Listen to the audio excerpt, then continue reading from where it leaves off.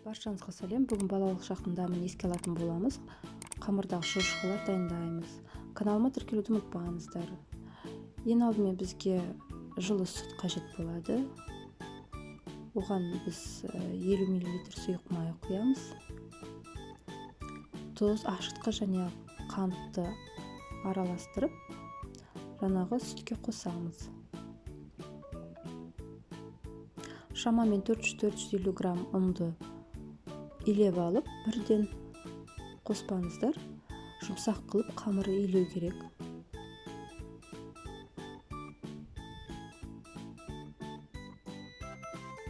Менде ұн артылып қалды.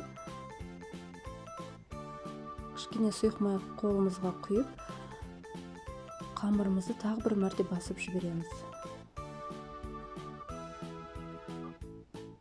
Бетін мықты жауып, желсіз жерге қоямыз. Мен микроволновкаға салып қойдым.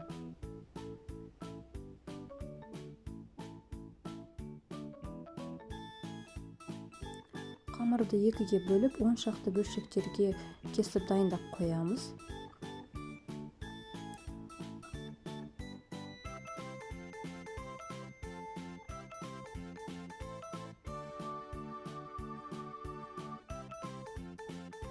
Видеодағыдай ұзынша етіп ширатамыз да үстін басамыз. Ақырындап шұжықшаны осы қамырға орап, спираль тәріздес етіп айналдырамыз. Міне барлық дайын болды. Енді қызып тұрған майға барлық дайындаманы қуырып аламыз. Осы кезде май қатты қуырылып кетсе, осылай күйіп кету қаупі бар. Май аз болса, сәл қосамыз.